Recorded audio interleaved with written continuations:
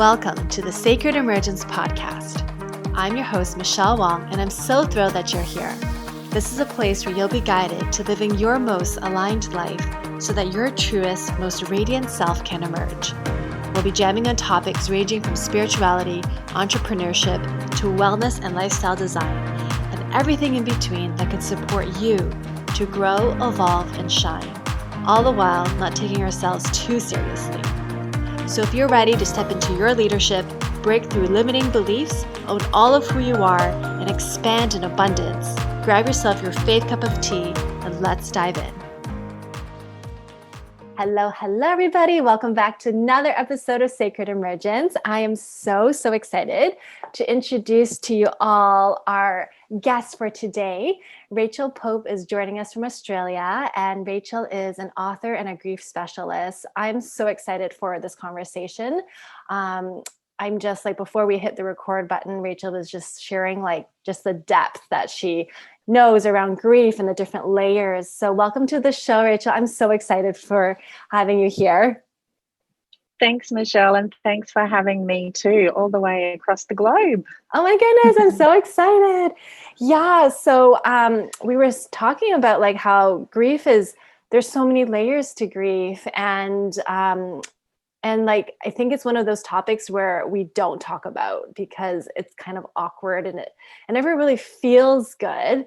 And especially with where we are right now with the pandemic, and even without the pandemic, but there's just, how do we navigate grief? And I know you have your own story. So why don't we start there? Just how you started doing grief work. Yeah, thanks, Michelle. I'd love to share my story, and it is something that is not talked about, and I'm so passionate about lifting the lid on these conversations.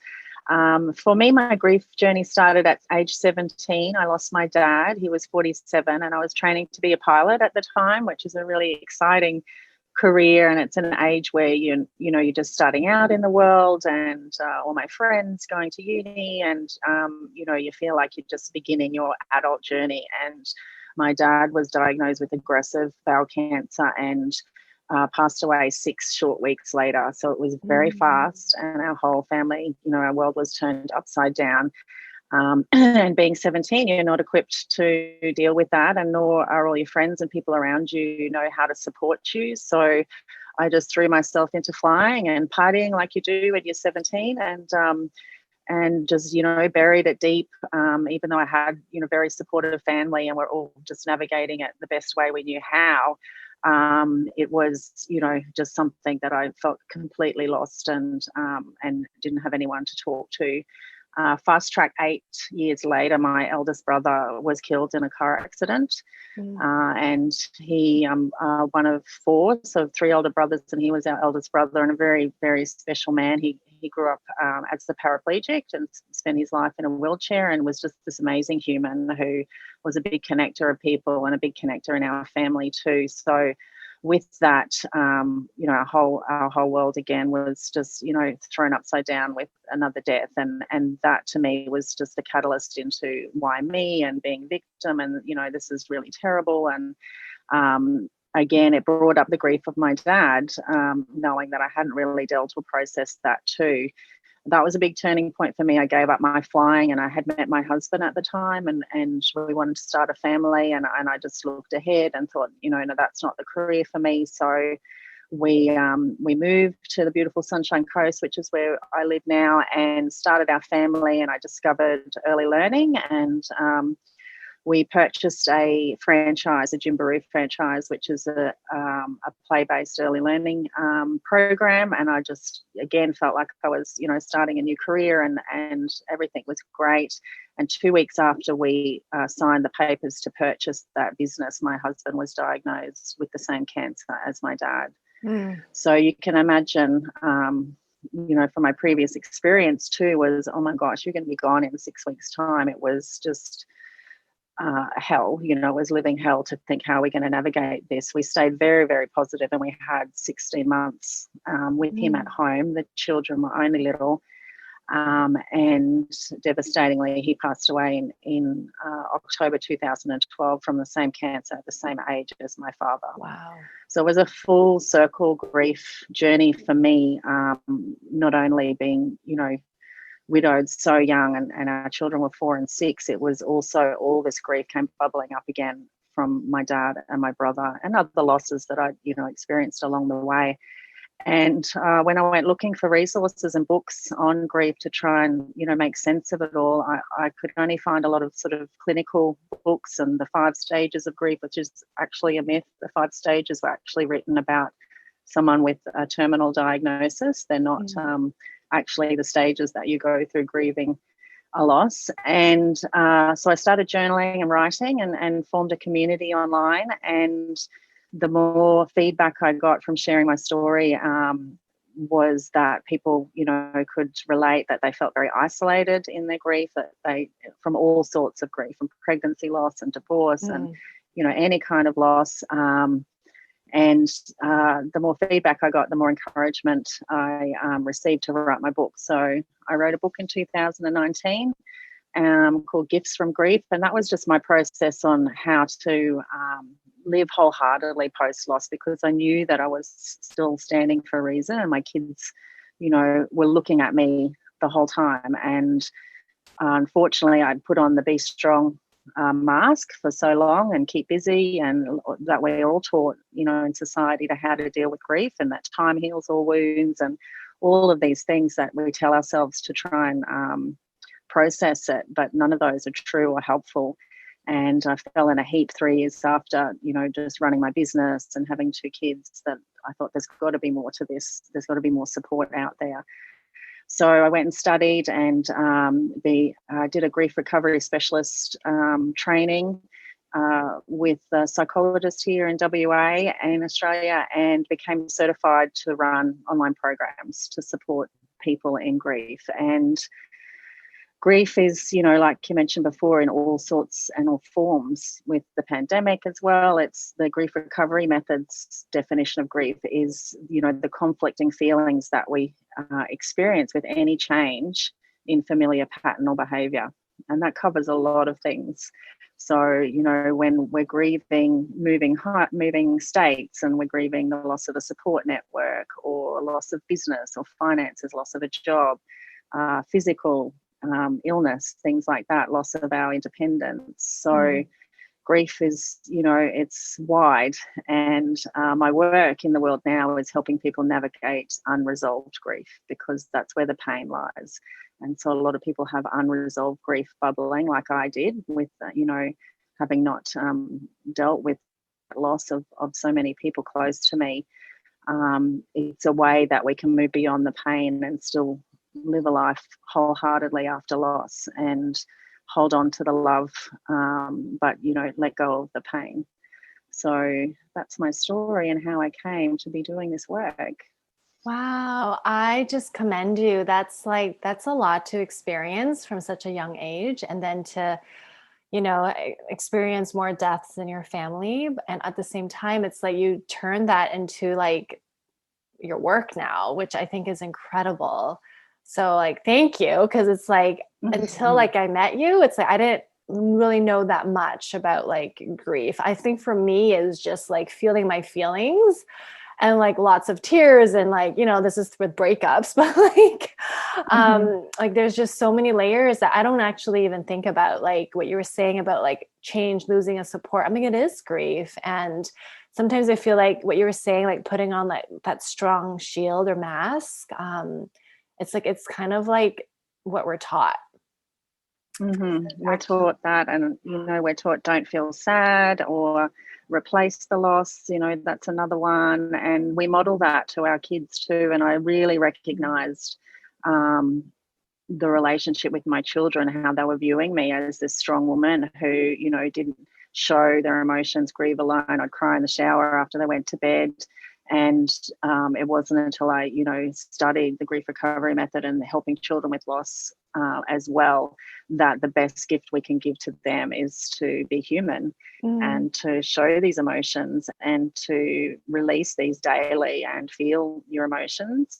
that's normal, and it's about, finding the next inspired action once you release that, and not pushing it down and not putting it under the carpet. The education comes in, helping people be there for others, so that we don't have to brush it under the carpet. And that's a big topic as well, because people don't know what to say, so they don't say anything at all.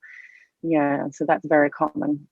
Yeah, I find that there's like avoidance, right? Because you don't want to like I know like I say I don't know what to say, or it's like I also want to give somebody space. I don't want to always like, oh, how are you doing? And then they might want to talk about it. So it's like, how do you like, if you don't mind sharing, like how would you approach someone who's experienced death and you're a friend of theirs?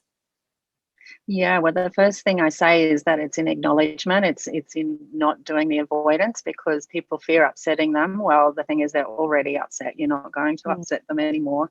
And so it's just in that acknowledgement. And if you don't know what to say, it's by saying, hey, I don't know what to say, but I'm here for you. It's when we then dive into all the platitudes of at least this, and at least you were young, you can remarry, or with pregnancy loss, at least you can try again. All those things are logical and true, but they're not helpful. So we need to take a step back and just be there and be a heart with ears, and listening is the most important thing.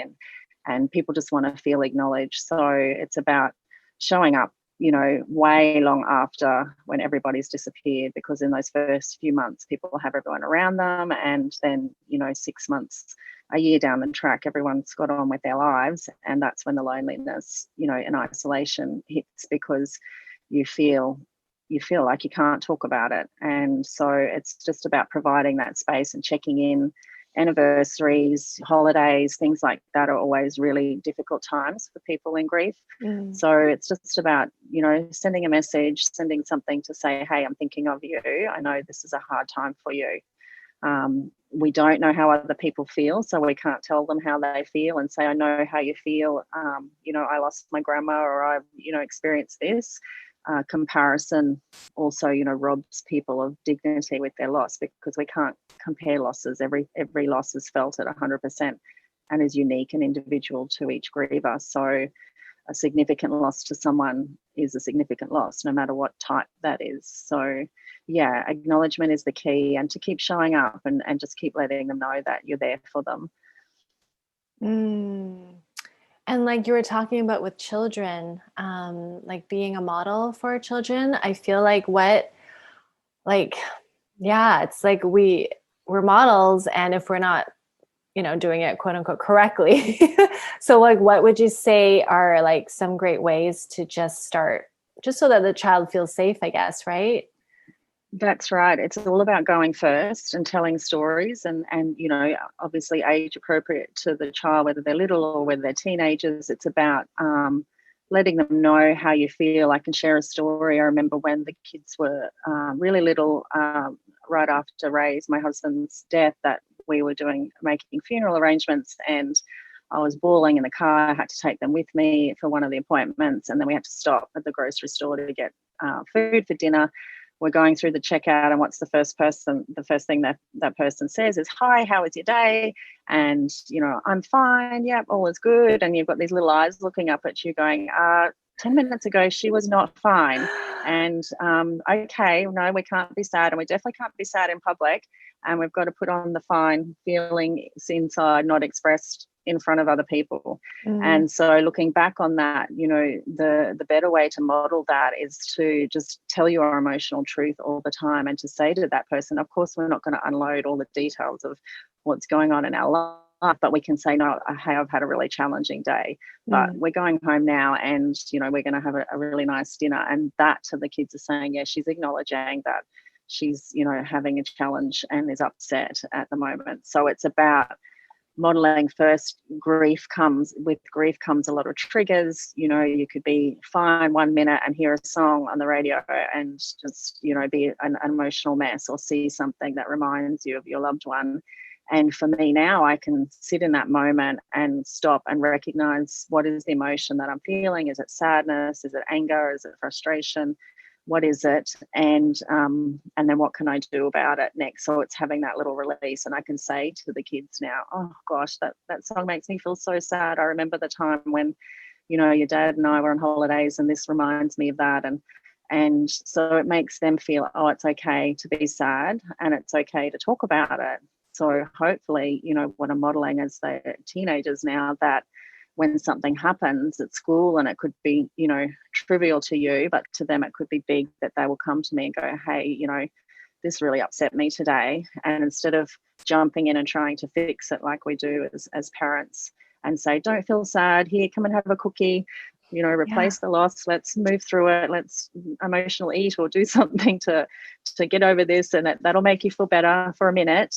But it doesn't acknowledge or allow them to express what they're actually feeling. So with children, it's all about going first and sharing stories and saying, I remember the time I didn't get picked for the team and I felt really, let down and upset and unworthy and all those things, so that you're attaching an emotion to the story and you're allowing them to see that it's okay to feel that way and that it's normal and it's a normal reaction to any loss. And so that they feel safe to express the same. Oh my goodness. I just feel like this, I know the topic is grief, but this is really around how to be human and be okay with your emotions. That's really if we go even deeper, right? Because it all goes back to faking that fake face at the strong, putting up that strong, I got this. And this is if we keep suppressing our emotions, then we can become bullies or be mean to other people. It's because of the unprocessed feelings. Absolutely. And then we have certain behaviors that we go to energy release those in a negative way, and whether that be emotional eating or anger lash outs or isolation, shutting yourself out from people. There's all these, excessive exercise or shopping, fill our void. So they're all things that we go to because we don't feel okay to express. And you're right, it's all about expressing your emotions and recognizing that grief is an emotion, that it's an umbrella for all of these emotions. And when we dive deeper into it, we recognize, where's the pain attached? Is it regret for something that we, didn't say or do to that relationship that has ended? Or is it anger because, we're blaming? Or is it shame around, something that's happened to us in our childhood? There's a loss of innocence there with abuse. So there's so many layers to grief as an emotion, and it's recognizing what that emotion is and then taking, what's the next inspired action for me to process that? Do I need rest? Am I running myself to the ground, keeping busy? Do I need to talk to somebody? Do I need to journal and write out, this anger? So yeah, there's so many layers to those emotions, but it's a steam kettle that will just, come to a point of explosion if we don't release it. Yeah. One of the as you were talking, I was just thinking but there's always another side to grief, right? I feel like at the end of the day, it's the feeling of, okay, I got this, it's freedom and more joy. And I guess for your experience, how has that been for you? Just being able to come out on the other side. Do you feel like when you're doing the work that you're getting closer? You know what I mean? It's like any personal work and dealing with those emotions. It's ongoing, and it's a choice I make every day because I've done the work and because I've done recovery and completion around anything that was unresolved with all the relationships of my past and loss, that I can remember the good times and I can honor them by living my best life. And I always say the best way you can honor somebody is, be a little bit more about what you loved about them. So I can think of that person and go, wow, they gave me the gift of adventure. And my book has 12 chapters on 12 gifts, and one of them is the gift of adventure, or the gift of compassion. If, my brother was a very compassionate, giving person, so I can do things that honor him because that's what he taught me and that's the gift that he gave me. So by doing that daily and making a choice to not stay in any pain and not stay in any victimhood, and it's so hard and for people to let go of that, because sometimes we want to stay in that to hold on to that person and to hold on to the love, because we feel if we do move forward that we're actually dishonoring or letting go of them. And that's what I teach. It's the other way around. We need to live our life and create new memories, and the grief never goes away, the sadness never goes away, and that's a normal emotion. The sadness sits in your heart forever, but we can allow our heart to expand, and we can allow more, love and adventure and things to come into our life, because it doesn't take up so much room anymore if we don't allow it to take up our whole, heart space filled with sadness. Then that's when it affects our capacity for happiness. Yeah, I actually love what you said. Like it's always like the sadness will always be there. It's almost like, oh, good. It's not something like you have to erase. Like it's okay to feel sad, right? It's like when we think about a happy memory, like always going to be happy when you think about it. So it's almost like permission to feel sad too when you think about a certain thing. So I love that. It's just like having that awareness that, permission to feel sad or on this topic or on this person. Otherwise, I feel like a lot of times there's like guilt around like, oh, I'm still feeling sad or I haven't gotten over it yet. When probably is like, it's not something you need to get over. No, and that time heals all wounds myth is a big one, because the danger in that is that, people will say to you, oh, you'll be right after the first anniversary, or, just give it some time. And the truth is, we don't break our arm and pull up a chair and go, I'll just give it some time to heal itself. We have to take some small correct action steps to, allow that arm to heal and do some work and get some support and get some people to help heal it. So it's the same with grief work. It's, without action, there can't be any change when it comes to doing some work around that heart space. And the thing is that if there's pain attached to the sadness, that's where the unresolved issues are. It's okay to feel sad, and it's okay to feel those things, all those emotions, but pain is pain, and we don't need to carry pain. And a lot of us are carrying, pain from our childhood, from, all this big backpack of rocks that we're carrying around with us because we've never given ourselves time to face it. And it's like anything, to heal it, you need to feel it. So we do need to address it and find out where the pain sits. And a lot of people come to my program with a particular loss, and they end up working on something completely different. So it's because the recent loss has brought up that from, a long time ago. So yeah, that's quite common. Can you give an example of like pain versus just the sadness of it? Like what would be an example of like holding on to pain? Holding on to pain is, again, just relating to that unresolved and uncommunicated feelings and communications around a particular relationship. So with the parent, it might be something that, was never said or done, or that they weren't there for you, or it's you weren't seen or heard, and you've spent your whole life trying to build this relationship with somebody, and then they pass, and it's all this pain attached to it's about giving up the hope of a different past, because we can't change the past, but we can start a new relationship based on us doing the work around our forgiveness and our apologies and all those things that were unsaid and unmet. And grief is, reaching out for someone that's always been there for you, and to find they're no longer there. But it can also be reaching out for someone who is still here, but they're still not there for you. So there's pain attached to that. And pain is about, when it limits your capacity for happiness. Sadness can be felt, and sadness can be, when we have that big cry and we feel good after, that's because we're just allowing that sadness emotion.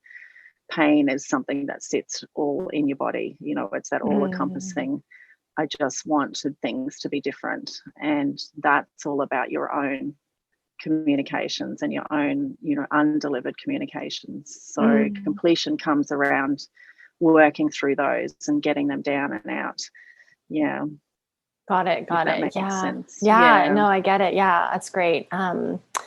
Yeah. And so let's like, in terms of like the pandemic, because I know some people who they found just like losing the community or just face-to-face interactions, it's been hard for people. And so like, how would you navigate that with someone? Yeah, I think it's all about finding new connections and finding new ways. It depends on your personality, where you'll know people that have embraced it and gone, I love this. I just love, not having to put on that social mask and go out. And then there are other people who just crave that social interaction and just, Right. really missing and grieving being able to get out and just constantly socialize and they thrive on face-to-face communication. And for other people, they've really relished in it and gone, this has given me all the space that I need and to thrive. And so I think it's about recognizing what you're actually missing. Is it the connection or is it the routine? Where, having routine where you're just so on autopilot that you get up and you go to the gym and you get your coffee and you get to work and all those things. And all of a sudden that routine is wiped out from underneath you. Then you need to create your own routine at home and do things that give you that purpose with routine. When it comes to social interaction, I guess it's about things like this in communities and being a part of communities so that you can connect and have face-to-face Zoom contact. I know it's still not the same, but it's still something. And it's just really recognizing what it is that you're grieving, what part of it. If it's support, then, it's about having to get that virtual support. If you're used to having physical support around you, then checking in with yourself and recognizing I really need support right now and what's out there, what can I plug into that's going to give me that emotional support or that, business support or something that you're missing because you're not getting it in a physical form. Yeah. I love that. Yeah. And I feel like, I think like just with the whole pandemic, it shifted how I feel like whenever I talk to people around the pandemic and stuff, it's at the end of the day, it's like everyone's had to like navigate and shift with it. But I think at the end of the day, it's like a deeper reflection of themselves and like really looking at their values and what's really important to them. And so I think there's definitely a silver lining there of that inner reflection. Absolutely. And you know what I felt when it came for us? I mean, I know we're not experiencing the same magnitude that you are. It's we did have a lockdown for a period of time with the kids at home and things. And when it initially happened, this wave of just familiarity came over me, and it's like, oh, I've been here before, and I'm not feeling what other people are feeling, and I'm not reacting in panic, and I'm not reacting in, the whole world's, my whole world has ended. And I was just like, oh, this is interesting. And, it was this feeling of like, I've been here before. I've experienced loneliness and isolation. I've experienced, loss of support groups and things that disappeared, long after I needed it. And I've experienced having to navigate my kids through difficult challenges and things like that. So it was a reflection for me to go, oh, what can I do to support this? And people who are, this is completely unfamiliar for them, and they've had a complete change in their familiar patterns. And so, yeah, I just kind of kicked into help mode and organised food drops and just did what I, could for families that were isolated in their houses. And for me, it was, just this familiar feeling of I've been here before, I've experienced this, because it was grief. Yeah.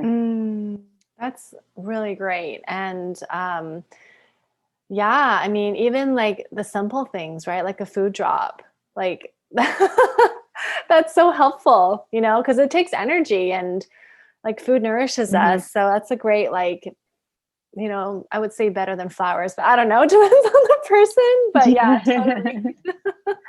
Well, in grief, it's where the 5 love languages. When a friend is in need, it's where your love language comes out the most. And whether that's turning up and cleaning the house of an acts of service, or whether it's sending a beautiful gift just for no reason, or whether it's the emotional support and words of affirmation and telling somebody they're doing great, and that it's in crisis that our what we love happening to us and we're in crisis is what we show to other people. So it's recognizing your strengths and going, hey, I'm really good at connecting people. I'm going to organize a Zoom party for all my friends, or I'm really good at food and I'm going to organize some food drops or acts of service. So yeah, it does bring out, what you crave in crisis when you're experiencing that. Yeah, I love that. It's so funny, like with the love languages, it shows up in so many different like themes and topics. So like I love that even with grief, it comes into play as well. That's amazing. Oh man, this is such a it's such a deep topic, and I feel like it can be heavy, and at the same time that I feel like this is why people avoid it. Yeah, absolutely. But none of us are going to avoid experiencing it, and that's why I'm just so passionate about having these conversations, because nobody's going to avoid it. It's going to happen to every single person. So we need to educate each other on how to support, and we need to educate each other that it's okay to feel this way. And there are other cultures that do it, so completely different to us. And I think that's a reflection in that, knowing that we're going to get, and not fear it either. We're only feel all these things and everything because we're taught in our particular society, or where you're brought up, to feel that way when someone dies. And there are other cultures that celebrate it and celebrate it for months on end and celebrate their life, and through tears and laughter, and do all those things and support the widow through entire years. But for us, we're like, no, be strong, be a man, do this, do that, and get on with it. Just get on with it. You shouldn't be feeling this way 5, 10, 20 years on. But the truth is, people aren't replaceable. We love them every day, so we can still miss them every day. That's normal. But it's what we do with that love, and it's what we do with that grief that affects our capacity for happiness. And I just knew, it was a fall on my knees in the middle of the night moment where I just went, I cannot live my life in survival mode anymore. I just cannot be surviving, dealing with this grief, putting on a strong mask and happy face daily, knowing that there's something there that I need to process. And the lifting and the lightness that you feel once you've done that work, it's truly amazing and powerful. Yeah. Oh my gosh. Such a gift to the people around you, because it's not about fixing people. Grief is not about fixing people and making them better. It's about support and acknowledgement. And when you've done that grief work yourself and you've processed that, then you can be the light for others, and people can, you're so much of more value to everybody else around you. That's amazing. And so it sounds like community support, doing the work already it's what's needed. And so for people who are looking for resources, like where would you direct them to? Yeah, I think there's lots of grief communities online that may be specific to your loss. So, if it's a pregnancy support, pregnancy loss group, or infant loss, or widow support, things like that, parent loss, there's plenty of groups on there that you can be a part of. And it's just, it took me a while to find ones that I, felt comfortable with. And that's where I found a lot of my support in the beginning, and more purpose for me to start that here, because everywhere I was finding was overseas, and there wasn't the support groups here in Australia. And so my Gifts from Grief community was born out of being that there for people here, and has now just spread worldwide as well. But it's about just getting on there and finding somewhere that you feel heard and acknowledged, and it's also something that you're aware of it's a group that is moving through stuff, and it's not staying there. There's a danger in some groups where people feel safe because they can just stay in their grief, and they can hear each other, but there's no kind of upliftingness about it. Does that make sense? Yeah. where, I was a part of a few where I just felt depressed every time I was on there, and there was no hope. That's the word I'm looking for. Find somewhere that gives you hope, and where there's people that have walked maybe, a few years ahead of where you are now, so that you can provide some hope for other people that come and join the group and say, hey, I know how you're feeling, and I was feeling that in that stage as well. And so you're just acknowledging them for where they're at. Yeah. That's amazing. So how can people learn more about you and follow your work? Yeah, sure. So Rachel Pope is my personal profile. I do a lot of work on there and reach out to people. And Gifts from Grief is the name of my book, and the name of my community as well on Facebook and Instagram is Gifts from Grief. And we have a lot of people in there that support each other, and I direct people to resources on there as well. So, and my book is available on Amazon, Gifts from Grief, Rachel Pope. And here in Australia through my website as well as Gifts from Grief. Amazing. I'll put all the links. Thank you for sharing that. Oh yeah, absolutely. Yeah, I'll put them all in the show notes. I actually really I forget because I'm not a mom, but it's like miscarriages. It's a huge one that people don't really talk about. It is. Yeah. It's something that nobody talks about, and even more so infant loss. When people have lost a baby or a small child, it's definitely something that they feel very isolated in, and they get told a whole heap of things that aren't, very helpful at all. So yeah, we support all kinds of grief in that community too. Oh, amazing. Okay. So I'll definitely share the Facebook group and all the links so people can find you. Thank you so much, Rachel. It's been so enlightening. It's actually helped me to even understand grief more. And so I just so appreciate your work and your time. Thank you so much, Michelle. I really appreciate being here and sharing this message. Thank you. Thank you so much. For the listeners, if this has resonated, please share, and you can tag both of us, Rachel Pope and I, on Instagram. All the links are in the show notes, and please follow Rachel and her amazing work. All right. Thank you so much. Until next time. Thank you for listening to the Sacred Emergence podcast. Make sure you subscribe so you don't miss an episode, and thank you in advance for sharing this with others who can benefit. Until next time.